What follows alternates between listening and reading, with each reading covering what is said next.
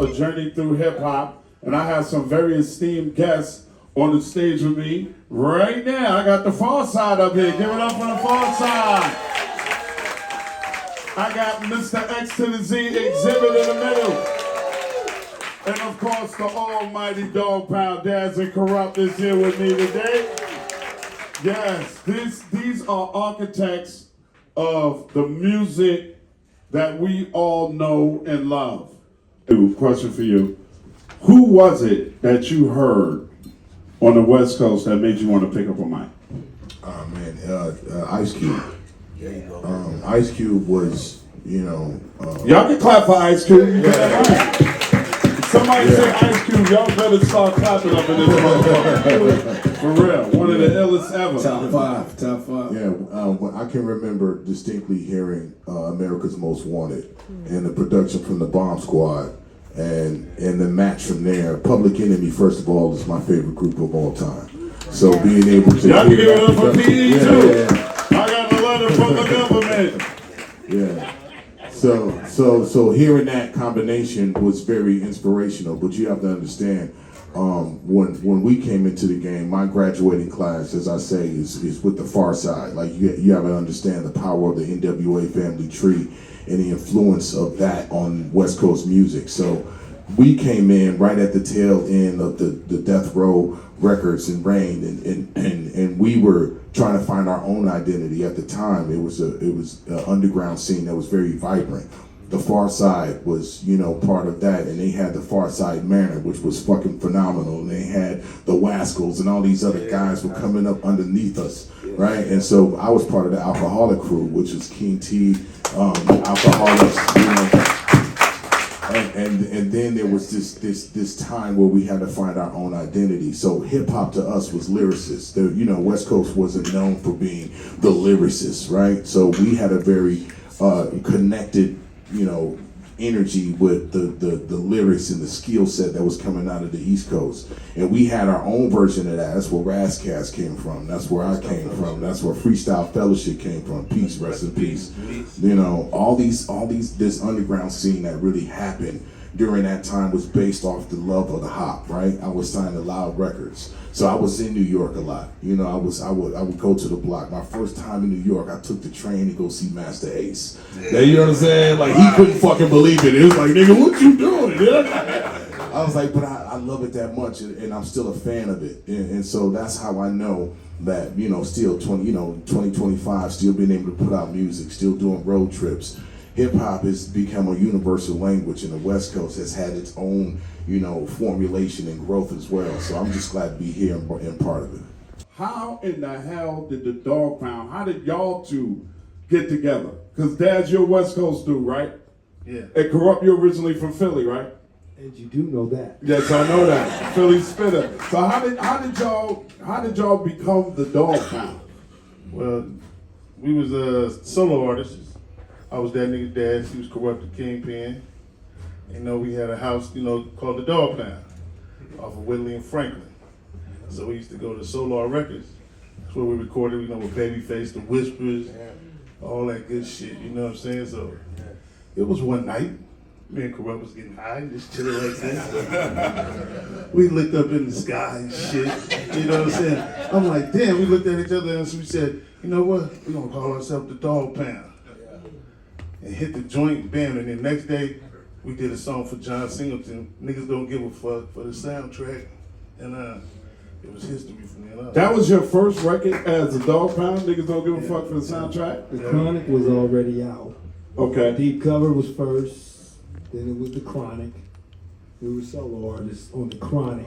As you can see on the album, it said that nigga Daz Kurupt. And then we made a decision that we're gonna represent the whole Dogg Pound through hip hop. So we're gonna name ourselves the Dogg Pound.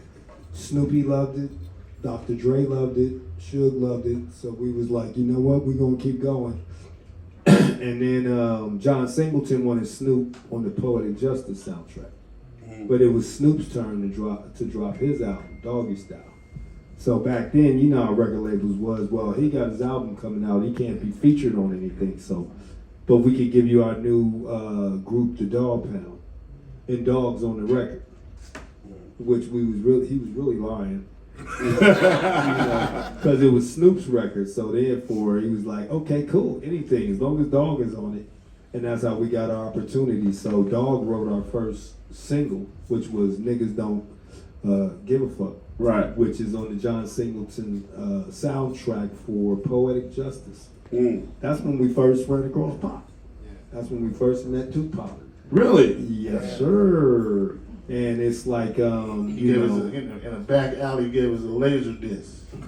Are you kidding me? Juice on it. If y'all know what a laser disc is, like Yeah, I remember laser disc. That's crazy. That's crazy. I'm quite sure Tupac, man, y'all can give it up for Tupac. Please give it up for Pop, man. I'm quite sure everybody up here got a different experience with Pop. After a show, he had just did the scene. You know, he was popular for kissing Janet, or being Janet, whatever movie with Janet Jackson. Poetic Justice. They dropped him off in the limousine, but after the show, they didn't come pick him up in the limousine. And he was popping off. They bring a van for him. He's like, nah, y'all got to get in the van with me. He wasn't leaving us there. He made sure that we got in the van. Got in the van, he's like, man, that passed me by shit, man. I know y'all niggas, oh man, that shit, so that's triple platinum. We was like, it ain't, it's not gold. He's like, y'all getting fucked. like that, just like that. And y'all getting fucked. And he got mad, and we went back to the record label and was like, Tupac said that our album, and they was like, Tupac, whatever. And from that point, it kind of made us start thinking about the business a lot different and checking the books and getting the numbers right. But yeah, Tupac said it. We was getting fucked. We believed him. So on the Machiavelli album, it was like to the nigga who said paparazzi, why the fuck is your purpose? Something like that. He thought I was talking about him in the song Paparazzi, right? And so Edie said it, right? Yeah, Edie said it. So I hadn't been able to say nothing to him. So he was doing a show at House of Blues in LA, right? He pulled up in his white Bentley, right? This drop top Bentley. He hopped out and then he saw me. And then I didn't know what the fuck was gonna happen. But he walked up, he showed love, he was like, shook my hand, and was like, yo, I didn't dish you on paparazzi, nigga. I'm a backpack rapper. I'm talking about other rappers. You know what I'm saying? Not specifically you. And he was like, yo, man, it's all love. You know what I'm saying? Shook hands. He went in and just killed the show. So that was my only time meeting him. You know what I'm saying? But It was love, and it was. I'm glad it happened that way. Kurupt, give me your favorite Tupac story, bro. I remember when that happened. On my mama. Because Pop came back to the studio. I seen Xzibit. I remember, and this is real, Pop was saying that we bullshitting in the studio. He changed our whole recording ethics. Yeah, our work ethics. It was like, because we was pooting and giggling, you know what I'm saying? We knew, go in the studio. 1,200 a day. 1,200 a day. Daz is making the beats. I'm just chilling. Couple girls in there, drinks, having fun. Lay one verse, and I'm cool, you know what I'm saying? I'm done for the day. Man, Tupac came in the studio, what y'all doing? We in there dancing and praying. Dancing and praying. That nigga said, what y'all doing? How many songs y'all made today? Well, I just laid my verse. How many songs you made? Oh, we didn't finish it yet. He said, y'all bullshit. He's like, man, I just made 5 records. Damn. 5 records. What y'all doing up in here? This ain't free. And we was looking at each other like that. So, I said, damn. And then when Pop left, me and Dad looked at each other and was just like, damn. Everybody get the fuck out. Get out. And we just started working. And just laying verses. He's like, you could just lay one verse. Dad's will lay a verse. Go to the next record. You're off for this one. Right. Now, lay a hook on this one. Go to the next record. You're off for that one. You can always come back the next day. Matter of fact, go home, get some sleep, get something to eat, go to the mall, shop. do something else. Come back after the club.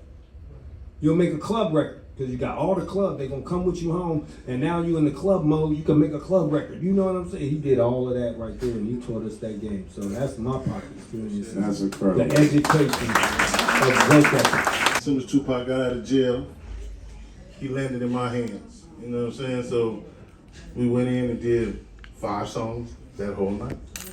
We did Ambitious Double Rider. We did I Ain't Mad at You. Did Ain't Nothing But a Gangsta Party. Yeah, that's me on the hook. You know, I already had that song. Did y'all know that? Did y'all know that was Daz on the hook? Ain't nothing but a gangsta party. Y'all didn't know Daz produced that, did y'all? No. Give it up for fucking Daz. What's wrong with y'all? Hey, nigga just rounded off 5 hits and y'all quiet as a motherfucker. I just found out Ambitions of a Writer was the Pee Wee Herman beat. Yeah, I used that. Did y'all know that? The drum beat, just the drums from Pee Wee Herman, Daz. What always makes a song is the snare. Clap. That makes the song. So, you know, I took that, you know what I'm saying? But I put the music around there. I just like to do boom, boom, boom. And then I went and redid it over for Cameron. You know what I'm saying? On his album. And, you know, just the work ethics, you know what I'm saying? And then I got my mind made up with Redman. Met the man. Kurupt brought him over my house. Yeah, because you know it was Dog Pound time, so we was working on dog food. I said, Daz, where's the Method Man and Red record, man, and Inspector Deck? I can't find it. Yeah, because you know back then we had A-Dats, man, he couldn't find it. Yeah, so all the vocals of Inspector Deck was on the 3rd tape, but we had just laid it from A-Dat to 2-inch. And out the Dre house, so you know they didn't know what they were doing. You know, and I'm like, wait, okay, you can't find it. Now, Pop, you know, when we work on albums, everybody puts forth their best effort for that particular project. Right. So you know, you don't work on anything. You just give them all your best stuff. Right? All of a sudden, Pop come home, he finds it. What's going on? Originally, Rage was on there. Rage like, man, I used that verse from my album, so you gotta take it off. We said, okay, cool. Guys, where's the beat at? I don't know. I said, oh my God. Then Pac heard it, he found it. Pac heard it, he said, oh hell yeah, I'm on that. And that's Inspector Deck at the end of it. Yeah. But, you know, it went and the beat cut off. Only the background came in. Right. and the verse was lost somewhere. And Dad was like, we keeping that. I said, goddamn right, good job. Hey, good motherfucking job. Boom. Yeah, hell yeah. Y'all give it up for that, man. Atlanta, Georgia, and then one night we decided that we were going to go to Magic City Strip Club. One of the most famous strip clubs in Atlanta. We in there, we getting drunk as a motherfucker. You know, Pac hype. He going crazy. And we keep getting tapped on the shoulder and saying, y'all can't touch the girls. Stop touching the girls. Pac is putting, this is right after Juice. Pac pouring champagne on them and putting 20s on their back and all kind of shit. We just wilding. And the next thing I know, I felt a hand in the back of my collar and on the back of my pants. And they took me to, y'all remember Big Stretch, right? Stretch like 6'8". They grabbed me, Stretch, and Tupac. Now, if you go to Magic City, it's like 5 steps up before you go in the door. They gave us the Jazzy Jeff or the fucking Fresh Prince of Bel-Air. They tossed our ass. I ain't even touched the stairs. They tossed over. They tossed Stretch ass out. We hit the ground and rolled over. Pac jumped up. Fuck y'all, motherfuckers. In classic Tupac fashion, man. That shit was crazy, man. That was ridiculous, man. Reggie Andrews, teacher at Locke High School, rest in peace, was a straight musician. You know, he produced for the jazz band. He produced Let It Whip and a lot of stuff for Rick James. And so this was a man that was giving back to the community, trying to help young people. And he had a lot of other organizations we found out later on. But this one was a music-based organization.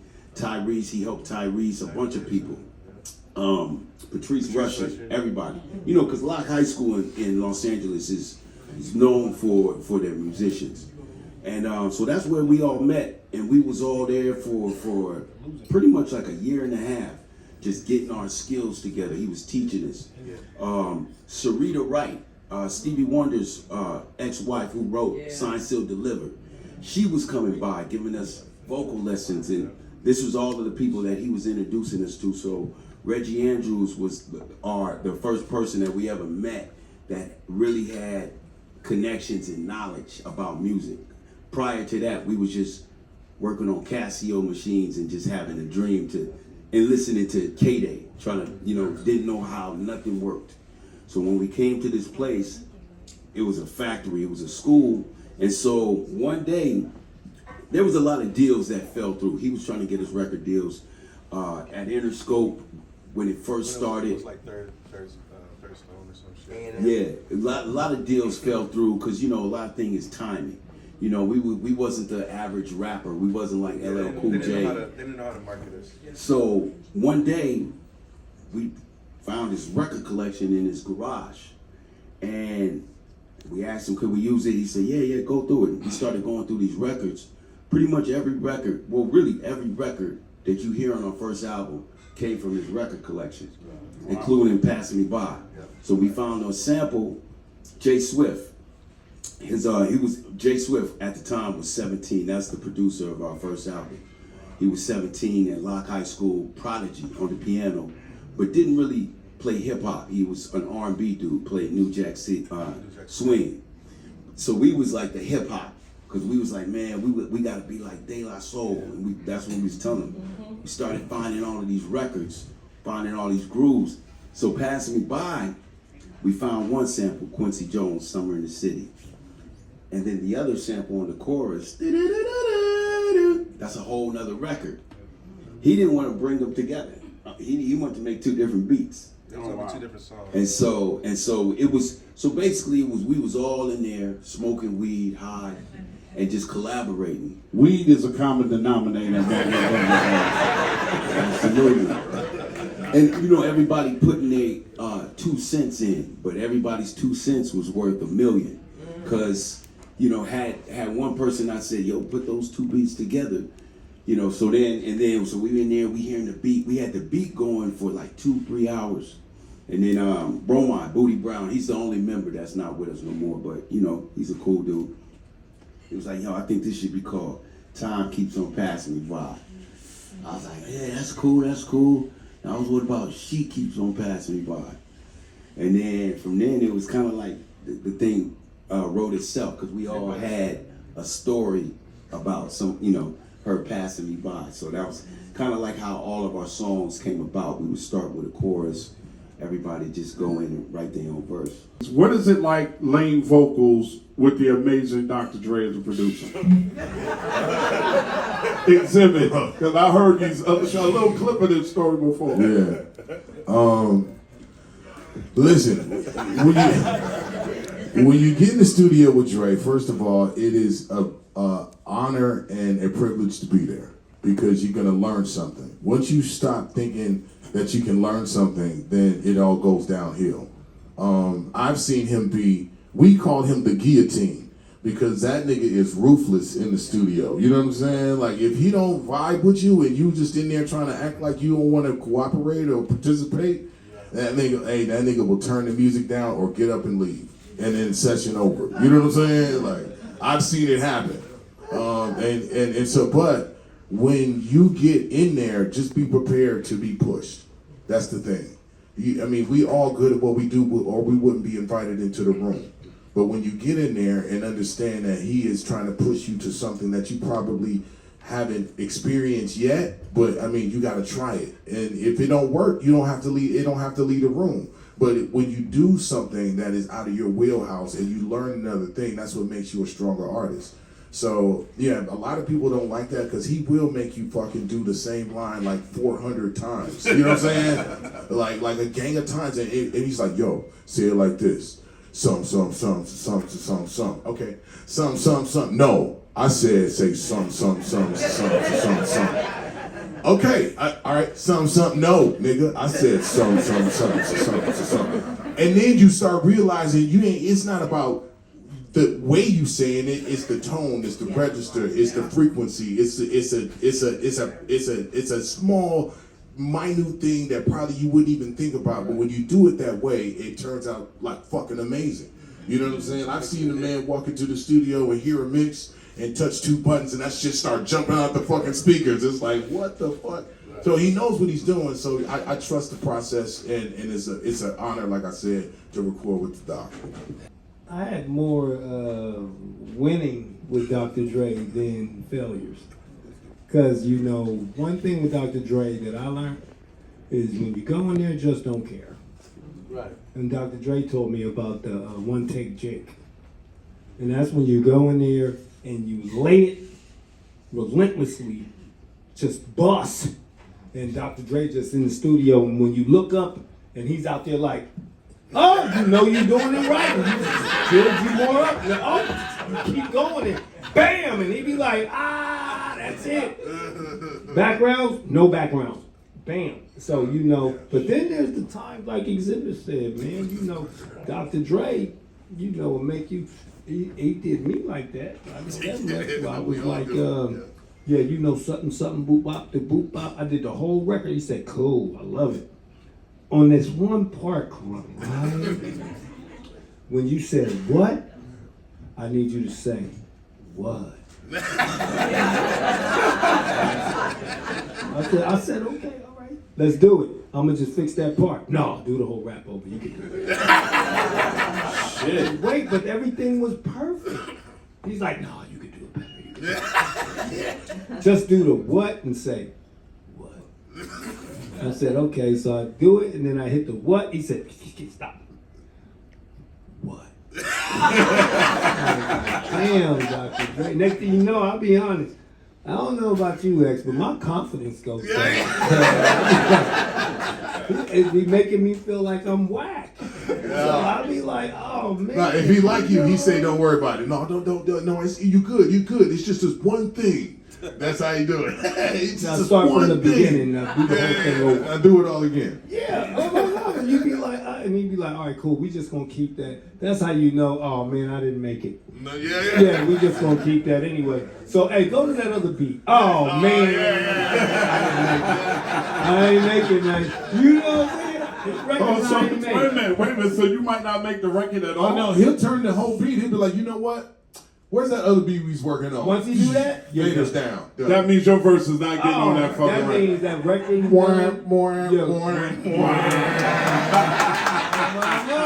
And it's like, oh man, I didn't make that one. You know what? Damn. I need to just go to the car, smoke a cigarette.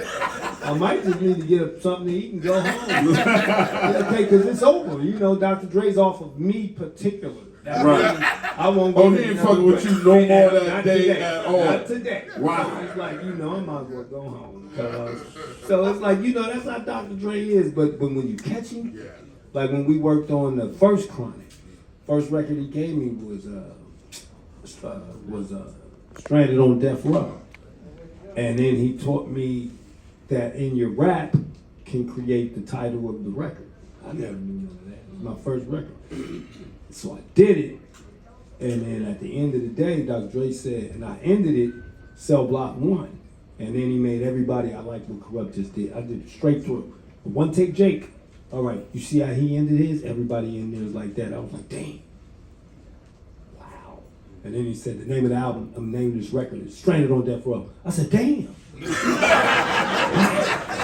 Once you got him, you got it. You know, he gonna give you all your props and give you everything. But boy, when you don't make it, oh man, Dr. Dre gonna make you feel like, man, you just straight whack. Oh yeah, we seen a lot of people get fired. Oh, you fired.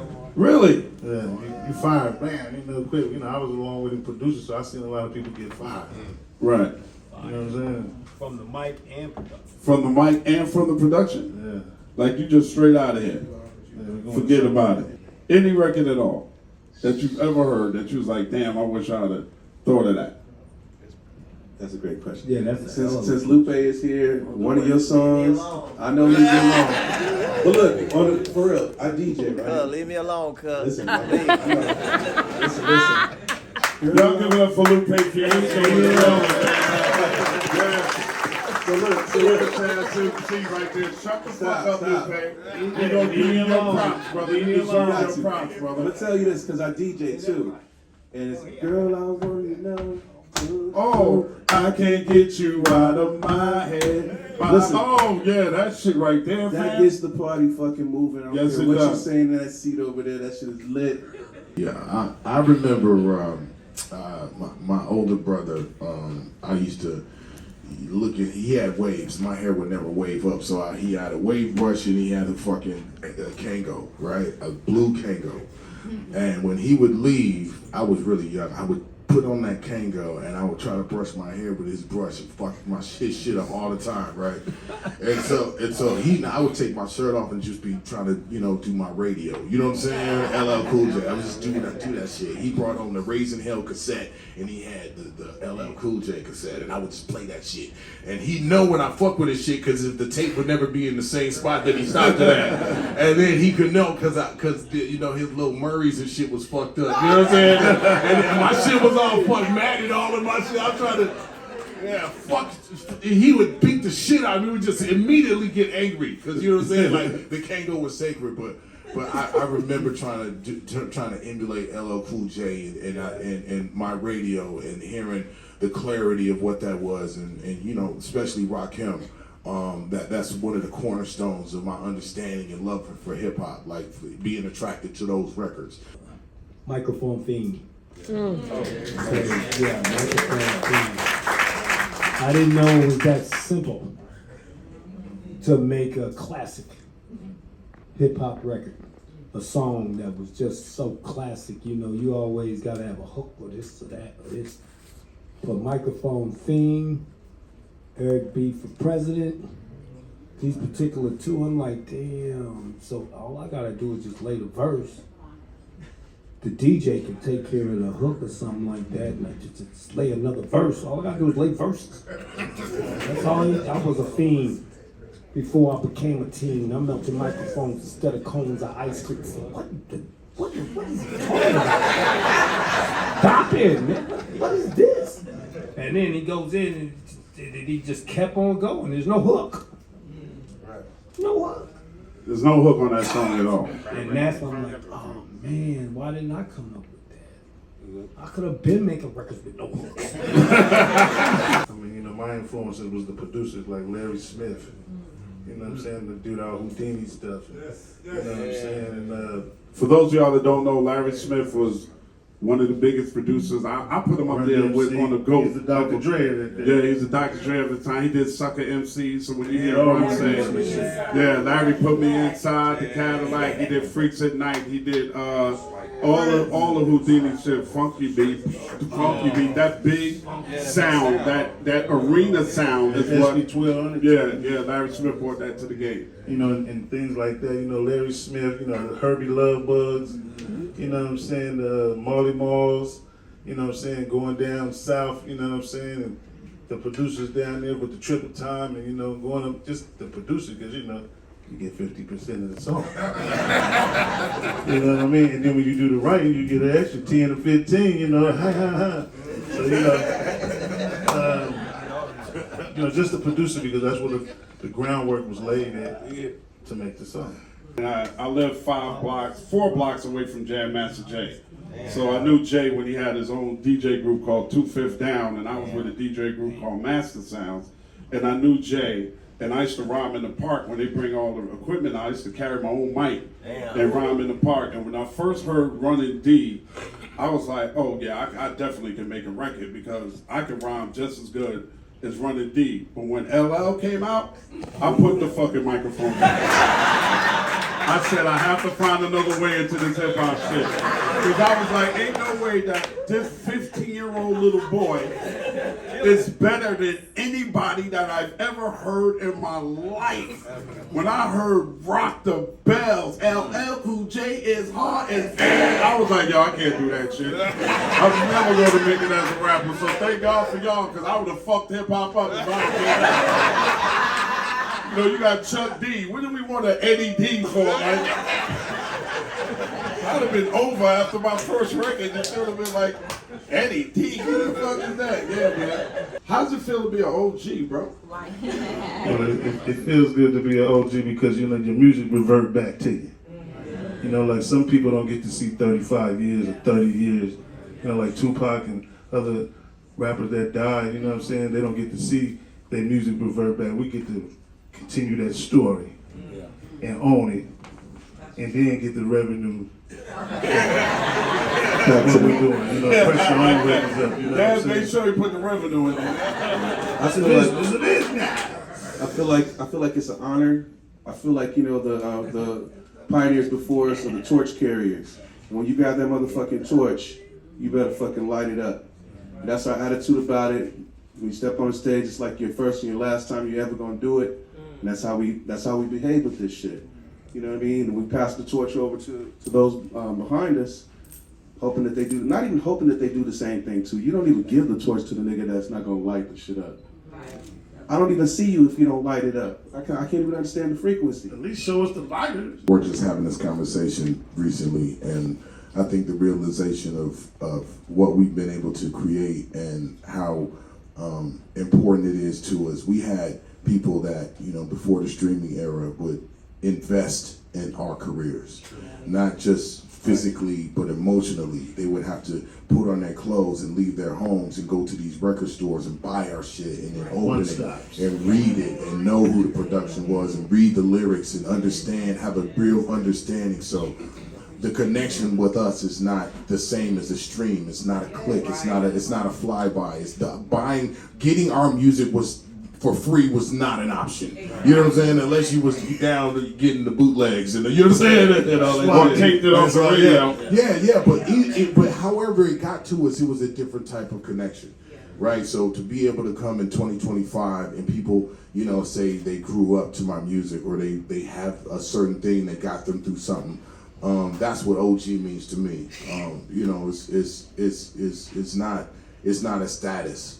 It's a privilege. It's an honor. You know what I'm saying? And so to be able to feel like we survived this shit, you know what I'm saying? Like we survived something. It was so turbulent. We survived the record company. Yeah, especially when, you know, not only Y'all survived Death Row.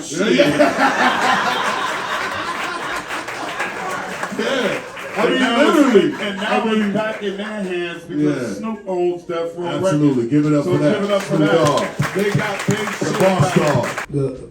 I gotta be honest. The first thing is appreciation. Being through so much. First, it's just like levels to this. First level is the dream. You know, coming from Philly and then moved to California. It's all a dream to be an actual hip hop artist. You know, I was around when Spoonie G and them was rocking Mike Stroh, you know what I'm saying, and originals. And then I come to California and I hear Eazy-E, you can curse on the record? This nigga said, motherfucker, on a record. Oh my God. And they play this thing? You can do that? You know what I'm saying? We wasn't cursing in the East Coast. You know what I'm saying? It was just words and rhymes and stuff like that. But then I come to the West Coast. Oh my God, it's relentless. I said, you can do this? So then, you know, I was a kid. I never thought I could see 30. I never thought I could see 40. In my day, they said as a black man, you will be dead by 25. I'm 17, 16 years old. I'll never see this day. It's just a dream. Going to the good life. When I first met Freestyle Fellowship. And people started liking me as an MC. I couldn't believe it. So, you know, I never thought I could see these ages. And now I'm 52 years old.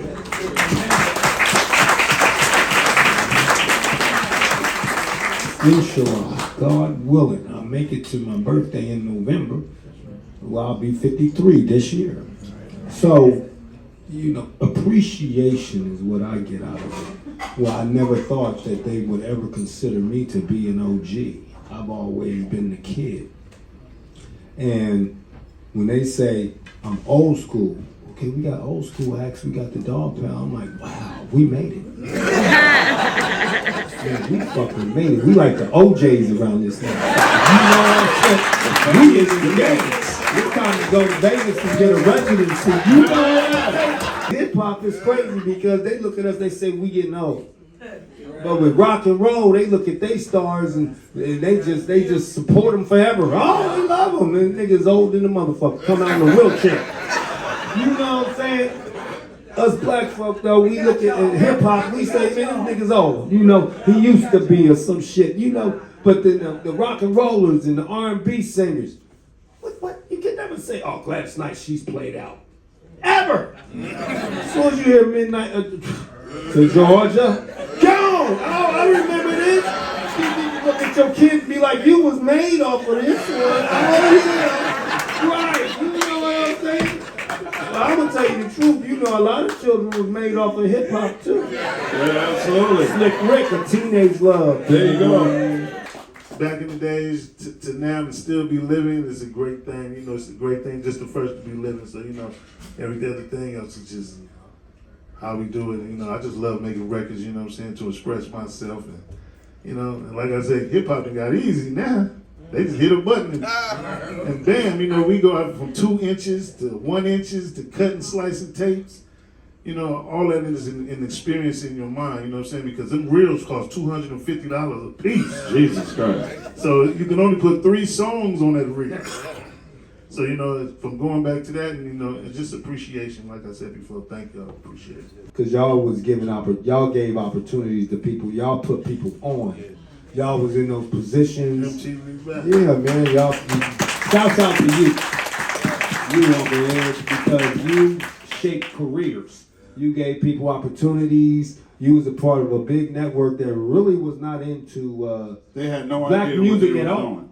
Right. You know what I'm saying? They had to fight for that. And then hip hop, oh Jesus Christ, they was not rolling. And then y'all was in there.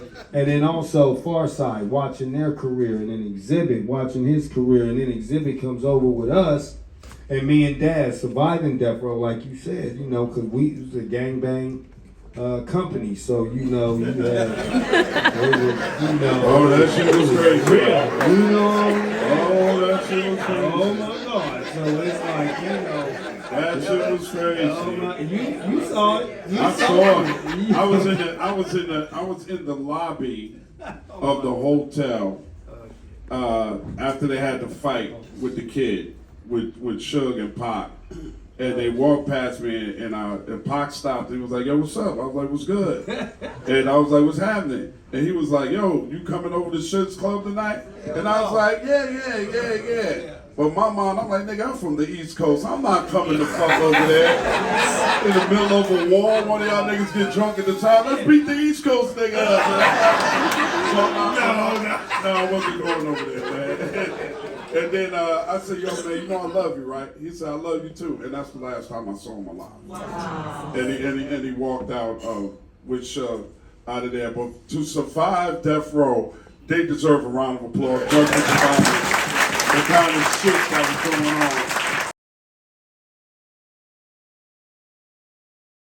All of these brothers right here is from Brooklyn. Hey! Brooklyn, where you at, Brooklyn? And I'm from Queens. Queens, where you at here? Yeah, 3 of us. We're going to get our ass beat. They start some shit. First of all, how did y'all become Smiff and Wessun? How did y'all meet? I guess it's like 3-4 parts, right? How did y'all meet and how did y'all become a group? I started my rap journey in high school. Me and Tech were friends, running around with my Decepticon family. We was like learning. Stop right there. For those of y'all that don't know, the Decepticons was a gang of fucking hooligans in Brooklyn that used to rob people by the Albee Square Mall when you was spending your little check money from your summer job to come down there and get some shit, and they would surround you and beat the shit out you and take your money. Continue. That's not entirely true. That is entirely true. It's not entirely true. And Allegedly. yeah, we was introduced by one of our good brothers, Cookie Head, you know what I mean, from Bed-Stuy. I'm being from Brownsville side of town. But eventually me and Tech, our relationship grew. I was experimenting with rap early, and I just felt like we got close. I'm like, I wanted a partner. You know what I mean? Tech, we was already great friends. And, you know, we started experimenting. I'm just giving you the short version of that, but that's the seed. We got a whole hour, brother. These people are here to hear the story, the journey into hip hop. Which one of y'all said, you know what? We running around Decepticons and shit, smoking weed, robbing niggas and shit. Let's be a rap group. Which one of y'all said let's get together? My name at the time when I was rapping, I used to rap with this brother named Chase. He lived in Chauncey Street. He used to rock with the Wild Bunch. Actually his mother was part of the Wild Bunch, and Joanne, and she used to fund us. We went to Queens. We shot our first video in the Coliseum. I ain't know shit about none of that, so he was putting me on to game. And we should have beat your ass when you was on there. Nah, Queens always showed me love, man. From the get, I got my first front from Gertz Mall and all that. So like, I move around. But anyway, like me and Tech became super close because where we was at, right? The people we was around within Decepticons, like we coined ourselves as perfect men because everybody in Decept, as he said, was like savages. That was the thing.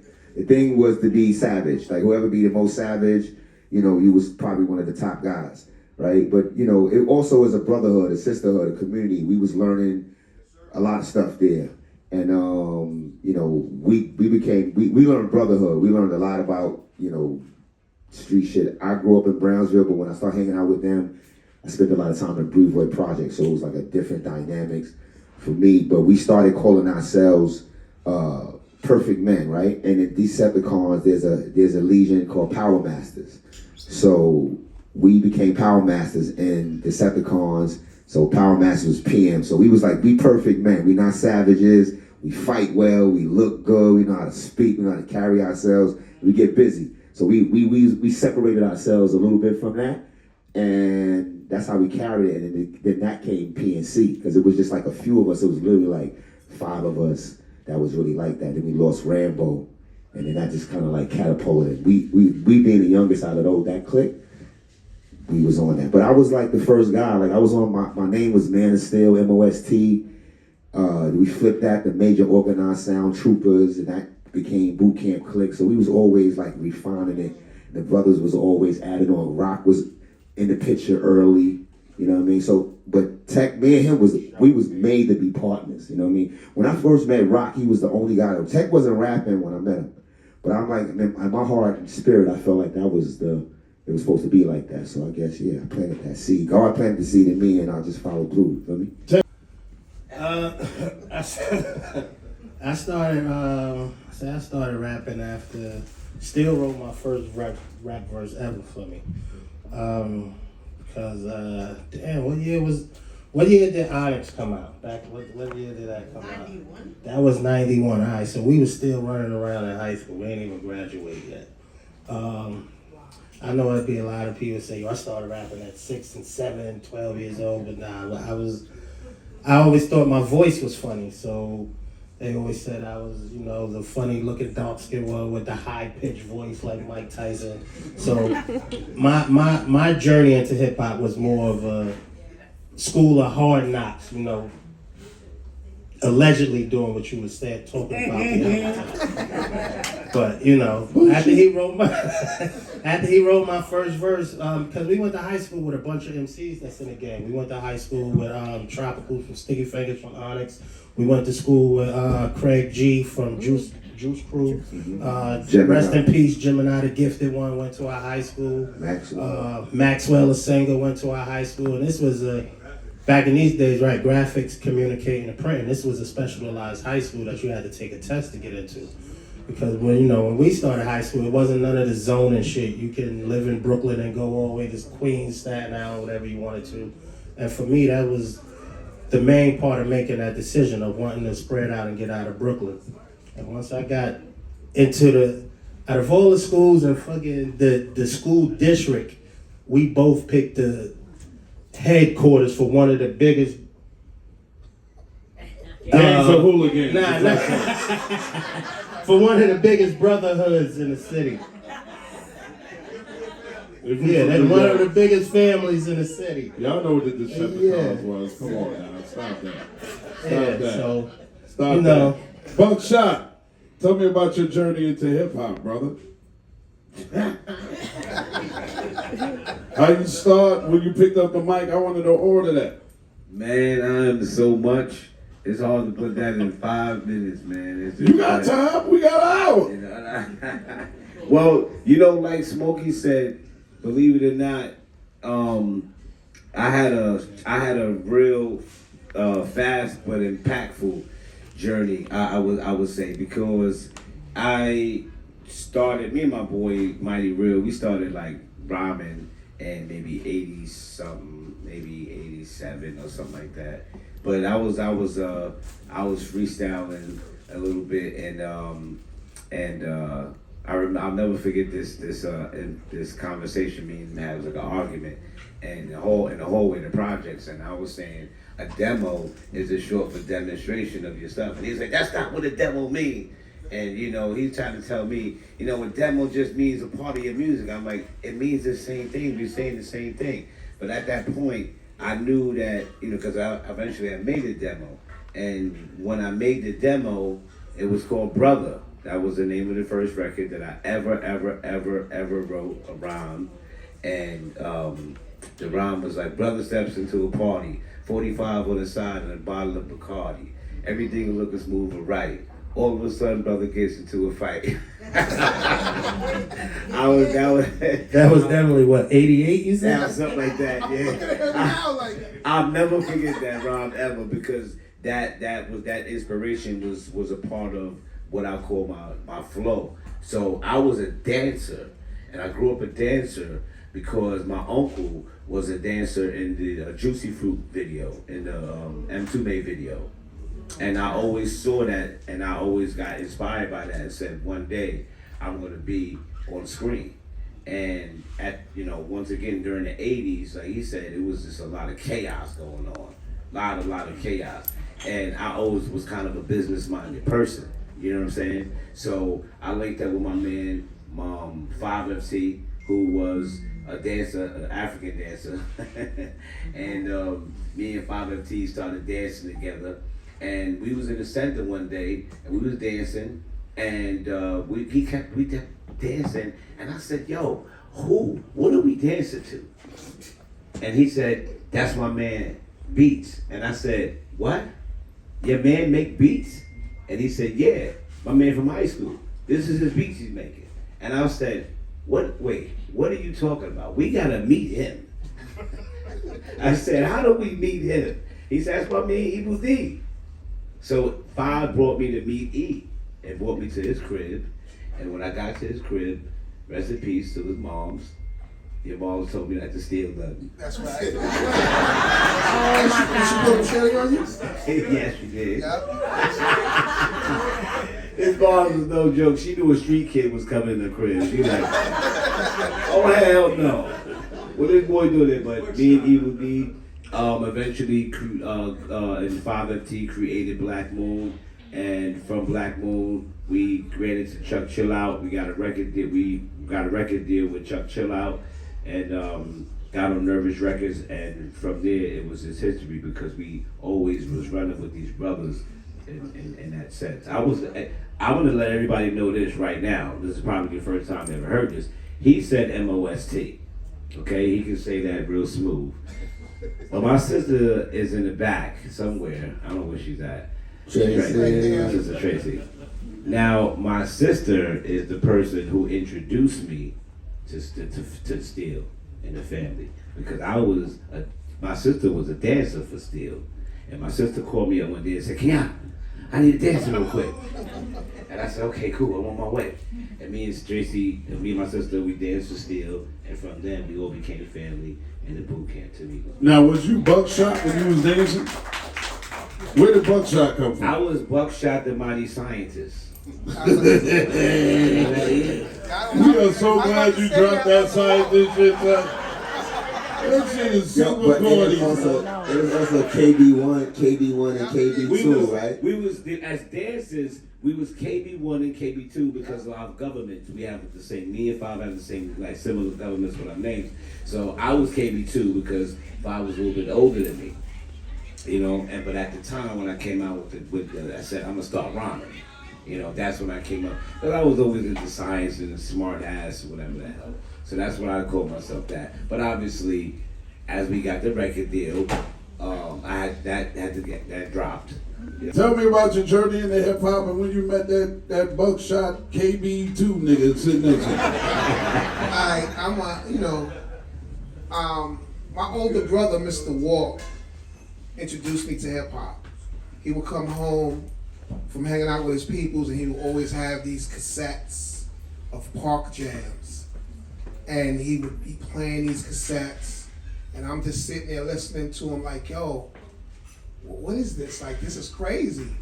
Then I heard Rapper's Delight and Christmas rapping. Once I heard that, it was like drugs. Now, you know, as that happened, we happened to have a block party on my block. My next door neighbor was the DJ. So I'm watching my next door neighbor DJ and I'm like, yo, this is incredible. Then my older brother walks out and starts DJing. As a younger brother, the jealousy sets in. And I'm like, whatever, son. So, you know, people are, oh, yo, he's dope, he's dope. I'm like, yo, I'm better than him. The reason I started DJing was because I was jealous of my older brother. And I always wanted to be better than him at what he does. Now, what happened was my brother seen that, and my brother played on that. He would kick me out, yo, get out of here, you're not DJing with us, this, that, and the third. Because he knew as a younger dude, I just wanted to, yo, I'm gonna get him. Now, while I'm going through all that at the same time, I'm becoming the roundaway DJ dude. And I'm doing all the parties, all the hooky parties, all the house parties, all that. Don't say hooky party in front of the young lady sitting in the front row right there. We want her to go to school and get an education. We don't want her to have hooky parties like we used to. No hooky parties. Well, I was at the parties where when school was out, I was doing this. So as I'm doing that, one day I go to school and they hook me up. They go, yo, we want you to produce the talent show. So I get ready to produce the talent show. The first person I see is my man 5FT. 5FT back in the day was the illest dancer in Bushwick. And I'm like, yo, 5, you gotta be in this show. He's like, yo, I'll do your show, but I gotta bring my mans with me and he don't go to this school. I'm like, don't worry about it. Meet me at my house and we gonna make this happen.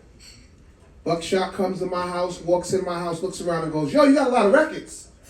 And looks, sees the 4-track and goes, and I rhyme. I'm like, I hear some beats, but let's talk about this dance thing. And what ended up happening was, the one thing with Buckshot, yo, he's very persistent. Buck will be like, yo, E, you heard that? And I'll be like, yeah. No, but you heard that, right? And I'm like, yeah. 10 minutes later, you heard that. So Buck was persistent on the, yo, I rhyme. You know that I rhyme. So finally, I think we created a demo. We did a demo, right? We did a 4-track demo. Yep. And that was it. Like, from there, we just started doing what we was doing. You know, at one point, I thought I was an MC, but I sounded like trash. So Me too. Don't worry about it. Oh, trust me, I was the worst. I was nice, but I'm about to say, no, you was nice. I just had a whack name. We was a 4-man crew, but then E at some point in time said, I'm done with that. I'm done with that. I'm done. I'm falling back. I'm just going to DJ. Yeah, I'm just going to DJ. Yo, you guys are way better than me with this. Let's go. How did y'all come up with the name Black Moon? Out of all the names that was out there, how did Black Moon come about? Before Black Moon, we was... Tell me the whack names y'all had, because I know you had some trash Unique shit. Image. Oh, no, that wasn't going to work. High Tech. Definitely wasn't going to work. Now, here's the thing with Black Moon. Before the Beat Miners was the Beat Miners, we was Black Moon Productions.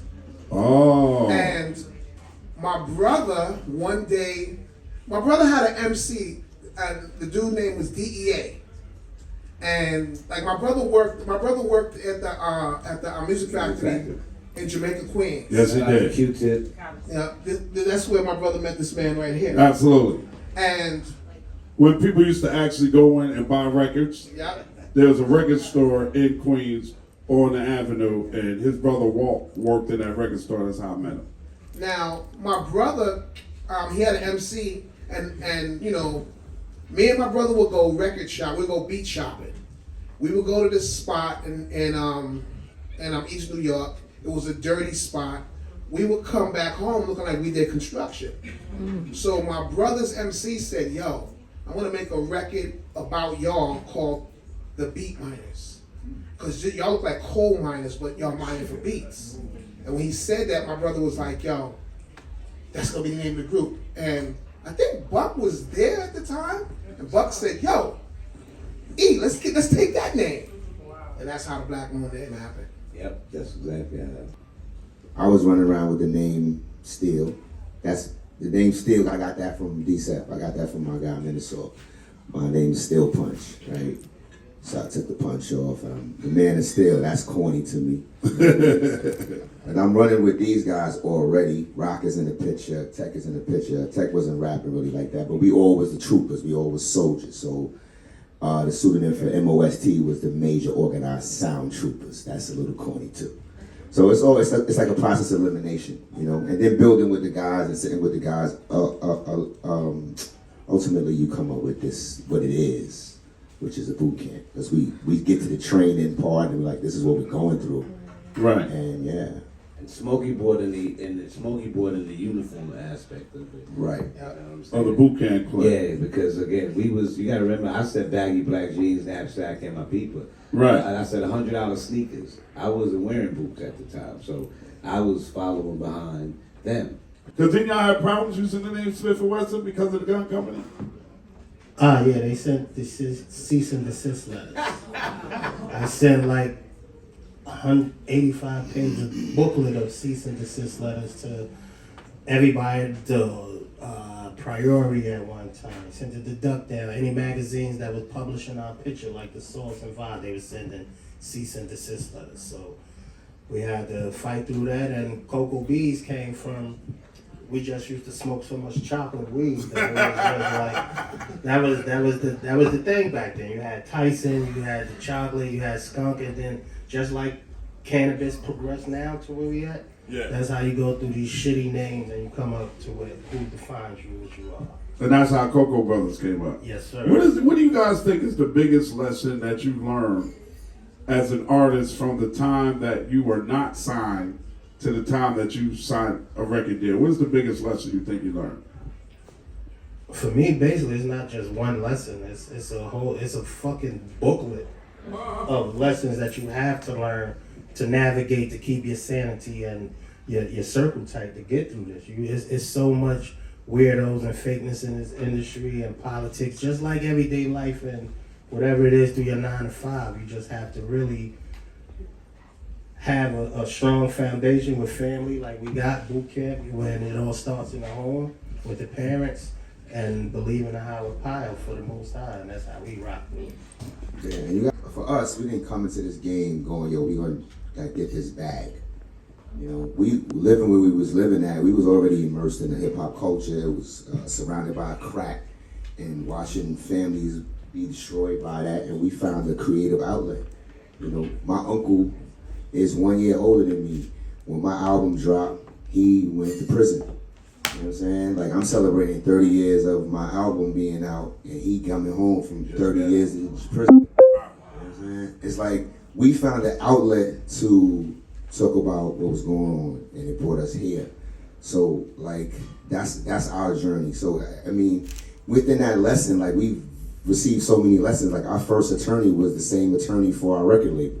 So I can tell you to get you a dope attorney, but like, kids ain't thinking about lawyers and stuff like that. I could go back to our parents going, yo, go to school to be a lawyer. You know what I mean? Go to school to be a lawyer and then become a rapper or something like that. Like do something dope, and don't think rap is gonna come in and save your life. Like, you gotta love this shit. Like we it's like we almost was brought into this by the Most High to be the vanguards of some craziness, like to talk about it and talk about the real experience, because it's not about the paper, it's not about the bag. Like cats come in here with the distractions and tell you all this other stuff, and then you forget the mission.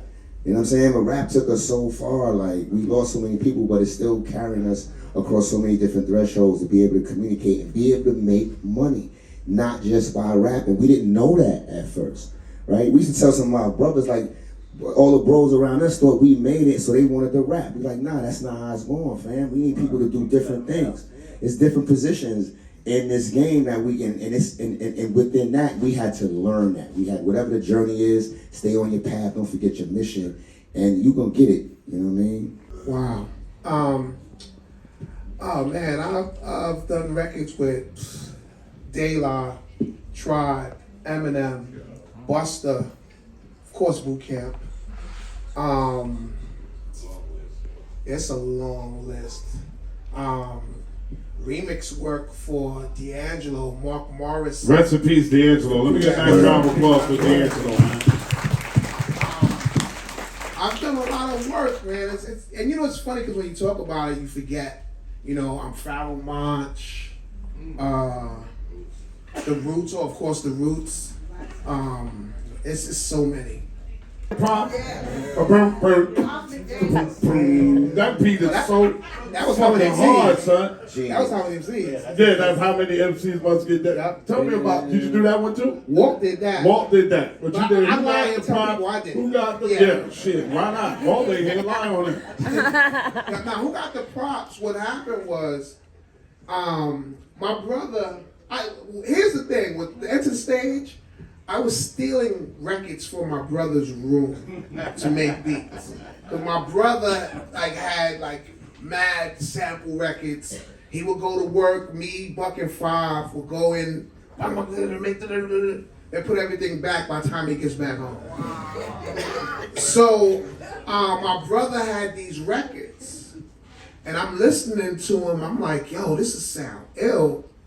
If you loop this up, take this 2 bars, make it into a 4-bar loop, and drum-wise, I was like, yo, it's these drums, these skull snap drums, which sounded better on the Steele record than the original because it was more compressed. Okay. I didn't sample the break. I sampled the Steele record, the rap record. Plus, at the time, I'm doing it on a 4-track, so I needed the sound and have an oomph to it. And the Steele already had the oomph. And then you take the record Sport and put that underneath and muffle that so it has a rumble to it. And yo, that's how the beat came together. Now, man, I still don't understand. Yeah, I know you ain't no shit. He said. No, because you know what? Because you got to be like a genius motherfucker. Right, what are you talking about? Like Just got quiet. Like just to hear that. And You got to be like some kind of evil genius. That's why his name is DJ Evil D, because he's evil in his brain. To think about some stuff like that, you got to be like, what did you think when you first heard it, Buck? we almost did. I thought it was amazing. But to no avail, we almost didn't get that record out. yeah. Why not? Because they wouldn't clear the sample. They wouldn't give it to. They wouldn't clear the beat. Also, I'm not to interrupt, but we didn't get signed for Who Got the Props. We got signed for a record called Feminine Hood. Right? Now, what happened was... I don't think I ever heard that one. Oh, you're not. No one has really heard it. Okay. But what happened was, I was with my brother. We was hanging out. We was going to check Q-Tip in the studio. And we bumped into Large Professor. And Walt was like, yo, what you doing now? And he said, yo, I'm working with this guy, God rest his dead, Apache, and he got a record called Gangsta Bitch. And it's about girls. And when he said that, I was like, yo, that's Feminine Hood. So I hit up Buck, I called Buck at his crib. We didn't have some cell phones back then. Called him at his house. And I was like, yo, Buck, I got some bad news for you. Buck was like, yo, you know that freestyle beat you made? Let's do something to that. And that's what became Who Got the Props. We were waiting for the shuttle to come to the boat. My wife was with me. And I'm introducing my wife to Dogg Pound and everything. I said, baby, that's Smiff and Wessun right there. Now, I'm hip hop. My wife is a little hip hop, but more R&B. So sometimes you gotta connect the dots with her for her to understand what you're talking about. I'm like, they're the ones that did I Shine, You Shine with Mary J. Blige. Please, for all the ladies in the building, how the fuck did y'all get on that damn record with Mary J. Blige, bro? That is one of the illest. What? I Shine, You Shine, Shine. Come on, son. That record crazy, son. How y'all get on that record with Mary? When we first got that, when we first did that album, I told Puff Nigga, I said, yo, we want 90,000. You know, Mary was the hottest queen of R&B, hip hop, so she was everywhere on every radio station. Called us in, it's like, yo, do that. I'm gonna tell you at the beginning from the ending. So we get to the studio, it's LL in there, it's a couple other people, Puff in there rocking. We hear the beat, I'm like, yo, nigga, we want 90,000. Like, what? Come on, Playboy. What you talking about? Sound like people. Like, why? He's like, yo, I'm gonna get so and so, give them these 2,500. So I'm like, damn, that's where you at right now. All right, fuck it, we gonna do it. But anyway, we got on that record because we was coming from a Black Moon video shoot. That was I Got You Open remix, right? We just finished shooting a video in Prospect Park, so we was all fatigued out and everything. And in the city, there's a museum boat called the Intrepid. It's the Intrepid. So we had a big party. It was a big show up on there. Mary was performing. Rest in peace, our brother Big and everything. So we get up there. We just coming from the I Got You Open video. So we got, like, fatigue canteens, like lighters, everything is on Buck 'em down video. It was Buck 'em down, right? So we get on the Intrepid, we do the drink, and you know, Big being my brother from Bedford Stuyvesant, the livest one. Again, the name Cocoa Brothers, they ain't had no weed. We ain't had no drink. They had the Hennessy, we had the chocolate. So Big kind of made the introduction for Smiff and Wessun to Puff to record that album. He's like, yo, I want y'all to come through the studio and do that Smiff and Wessun shit, you know, that back and forward shit that y'all do. But we get to the studio and from that day, it was like one of her favorite remix that she said that we was being a part of. So Absolutely. Was Mary in the studio with y'all when y'all did that? Nah, she wasn't there. Did you have the rhymes or did y'all write it on the spot? We wrote it. We went into the studio, the booth. They had a piano. They had like the piano chair, and we sat on the chair. I sat on this side, Smoke sat on this side. We had one book, and we sat there and wrote that shit. Puffy came in there and said, "Give me the back to back," and he left. He went in the control room, and every once in a while you see him dancing and shit, and like an artist would come through, right? But he never came in there. He ain't bother us. He ain't. He was zoning out. You know what I mean? It was no horror stories. It was all calm. You know what I mean? But yeah, we just sat there in our own space, facing each other, and wrote that. How do y'all decide who's going to set it off? Do you say, okay, let me hear what you got, and this what I got, and all right, go ahead. We started out. That back and forth was birthed in the Beat Miners kitchen, writing with while Black Moon was on tour doing what they was doing. We was in the kitchen with Mr. Wall, and we knew that we had something different than all of the other groups. Was we had the ability to communicate. We was already rocking with each other already. So we used that, and we kind of relied on that as our forefront. We wanted to be the group that was one. You know what I mean? It wasn't a separation. So it never was that difficult for us to decide who would go. It just came out that way, and then we just went. So do y'all write a line, like you write a line or a little bit of something, and then you say, okay, you... Sometimes, yeah. Sometimes. So do y'all ever say, like, you write something, or he'll write something, and then he'll spit his shit, you be like, nah, son, that shit is trash, son. Not that much. Hell no. I might have it like twice. He's one of the greatest writers. Not to say, right. I said this shit was trash? No, nah, this is... I was saying, I'm about to start some shit in. Y'all been doing it well for a long time. How many years has it been now? Buck, how many years for you, bro? You're an OG now. How many years? Like 30. 30 plus. Like 30 plus, right, guys? Yeah. 30 plus. Understand the cipher. I came out 30 that we've been in front of. I came out in 92 okay. with Who Got the Props. Who Got the Props in 1992. Buckshot. We go to hip hop. We ain't that great at math, y'all. Excuse me. Don't answer last thing you do that, you know. 7. Yeah, because your TV Raps came in 19. Freddie was 88. Me and Dre debuted in March of 1989. Can I sit on it? Can I do this?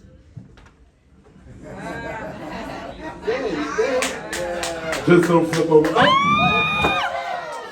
That's exactly what I'm trying to tell him not to do. Just don't flip over backwards. You might get Steele up. See, that's why they call him the man of steel. That's why they call him the man of steel. So Tech went over there to wipe his sneakers on. He ain't shit. What? I can't. What I think about? I got it. I only fall one time, man. Okay. Only fall once. Beginning. I know. I had the beginning fall. We was walking to the boat, and I wiped sweat from my face and fell flat in front of Dogg Pound and Pharcyde. Yo, hair all out, looking crazy. Never seen. Anybody got that on film? I got it. When we did the interview on Yo MTV Raps, right? And I was sitting on the bench.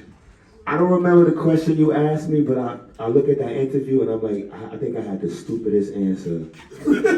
Like, I remember doing interviews like early in the game and just not knowing how to answer the questions, right? Just thinking like you just had to look cool, be cool, your front, show your front. I was talking with my teeth. You know, Yeah, gold teeth. like, you try to find these, you try to find these interesting meanings for the shit you do. And it's really just you just trying to find, like, figure it out. Like, our brotherhood is the only thing that we had that we brought to the game. And then when people say, like, what's the formula? It's just us trying to be as transparent and honest as we can. Like, it gets crazy because for shit like us, like falling, busting our ass, I'm from Brownsville, I bust my ass a lot of times, you feel me? Like, I went to all the schools where you get teased, where you get all kind of shit. And being a Decepticon, I rose up the ranks the way I was supposed to. So having thick skin in this game for us is not a problem. And when it comes to us and each other, we check each other. You know what I mean? We can call each other accountability partners. We're not just homeboys. It's not just my God or homies pull up and all of that. It's like, yo, we want you to be better. So we sharpen up. When you seeing us doing push-ups and things of that nature, is because we want to be around. We want to be healthy. We get up on that stage. We want to be doing shows for y'all. We got respect for the people. Like you said, we came too far to be being disrespectful to our fans and people that have been keeping us in this game and relevant. So if you see me get on stage and I bust my ass, I'm gonna still keep rapping. You know what I mean? I walk around town with the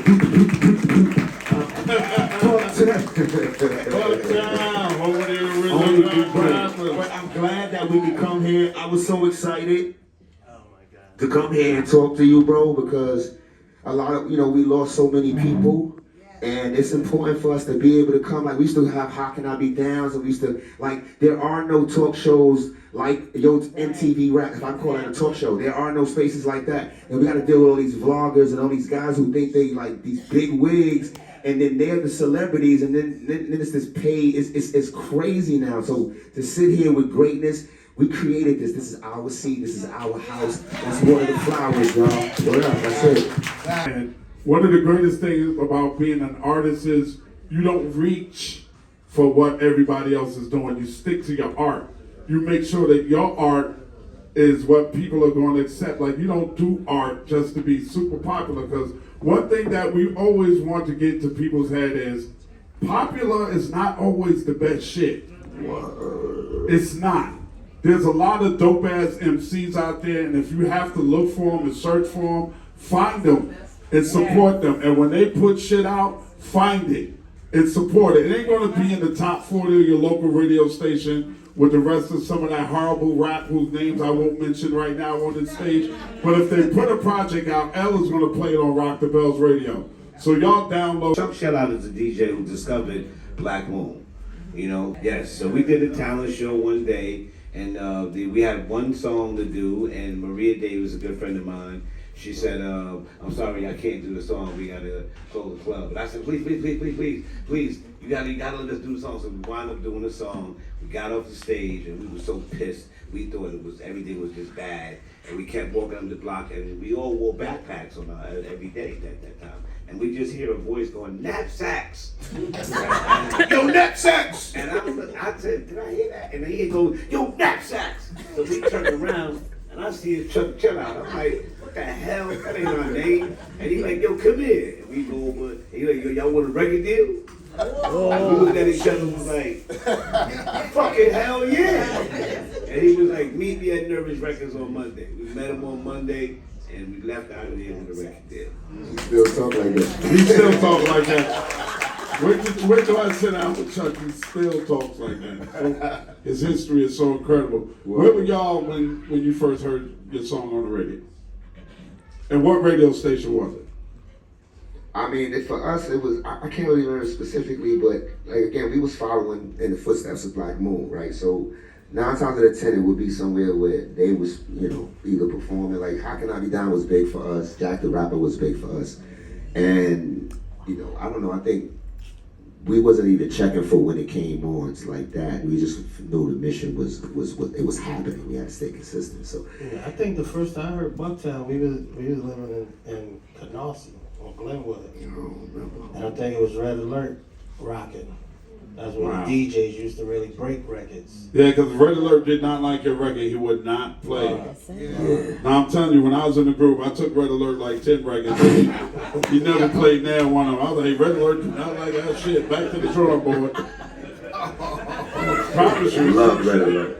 Red Alert would not play it. Then if you say, because some people make like they say gatekeeping, like it's different aspects of it. Like we need some type of regulation, right? Yeah. Like if your shit is corny, it shouldn't be played, right? It shouldn't be like a program director shouldn't say, all right, the numbers is this, is that. Like it should be a place for that. Like when we have people like we had Hot 97. Not 97, BLS and 98, right? So you like, yo, we going to, it was no battle, we was checking both of them, like Mr. Magic, Chuck, we was listening to all of them, right? Mr. DJs, man, that's my point. Yeah, absolutely. 105.9 on a Saturday night, that was the real hip hop lineup. In New York, that was awesome too. Yes. DNA Head Glove. Yes. Kevin Keith the Dirty Fresh Dozen. Those was the best mixtapes back then before Envy.